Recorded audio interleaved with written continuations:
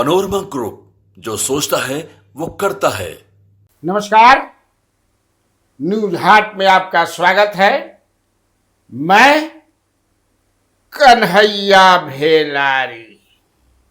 चलिए खबर की शुरुआत हो जाए। तो आज तो बढ़हन सबसे खबर बाकी चुनाव आयोग ने अनाउंसमेंट कर दिया, घोषणा कर दी कि 2 राज्यों में जम्मू और कश्मीर तथा हरियाणा में चुनाव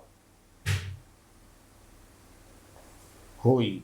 जम्मू और कश्मीर में 3 फेज में चुनाव होगा, 18 सितंबर को, 25 सितंबर को और 1 अक्टूबर को, जबकि हरियाणा में केवल 1 दिन होगा, 1 फेज में 1 अक्टूबर को। 4 के मतगणना हुई, के जीती के हारी, केकरा कपार पर पानी दियाई आ केकरा के समझ जाए कि से बर्फी खियावल जाई, उ 4 के पता चली।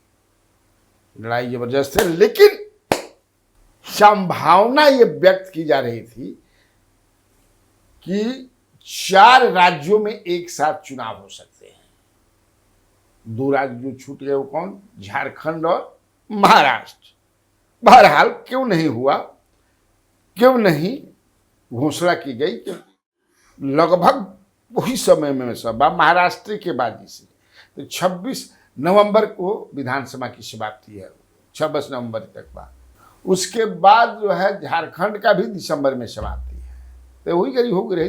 लेकिन चूंकि चुनाव आयोग है, उस पर सवाल भी आप नहीं उठा सकते हैं। चुनाव आयोग कमन उसने कहा कि पितृपक्ष है, समझे कि से इसके बाद क्या कहते हैं, नवरात्र है, फिर दीपावली है 1 नवंबर के। तब माना जाता है कि 1 नवंबर के बाद जो है घोषणा तिथि के करिहन जाए।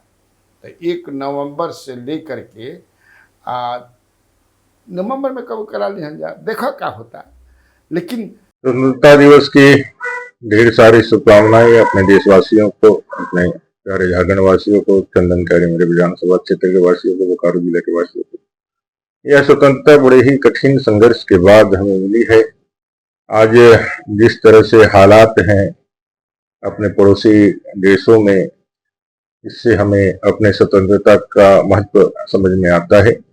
हम अपने संविधान की ताकत को, अपने लोकतांत्रिक मूल्यों को और ज्यादा ईमानदारी के साथ एक नागरिक होने के नाते हम अपने कर्तव्यों का निर्वहन करें, ऐसा संकल्प लेने के लिए आप सभी को एक बार पुनः आग्रह करते हुए स्वतंत्रता दिवस की ढेर सारी शुभकामनाएं। बहुत आशा है कि भाई चुनाव आयोग हो, हालांकि चुनाव आयोग कोरोना में भी चुनाव करवले बा नहीं हुआ है कोरोना में। बिहार में मध्य कोरोना में चुनाव रहे, वेस्ट बंगाल में भी कोरोना में चुनाव होते रहे।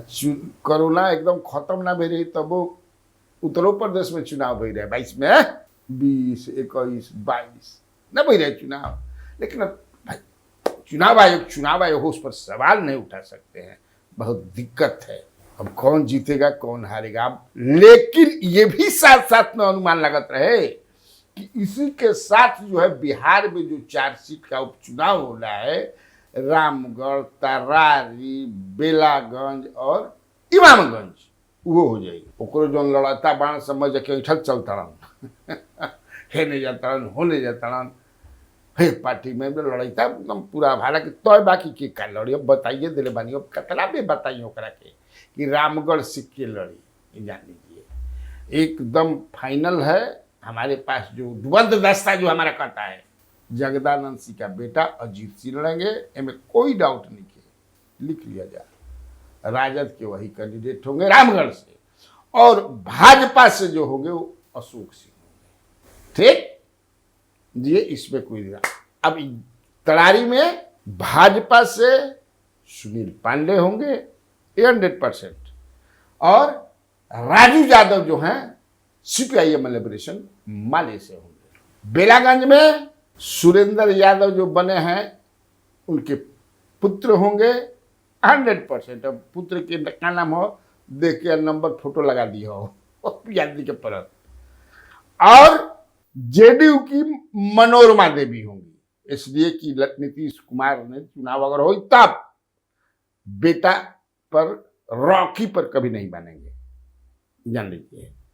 अंदर की बात बताओ नहीं, इसलिए मनोरमा देवी ही लड़ेंगी। एमएलसी जो रही हैं अत्री से वो चुनाव भी लड़ी हैं, हार गई हैं।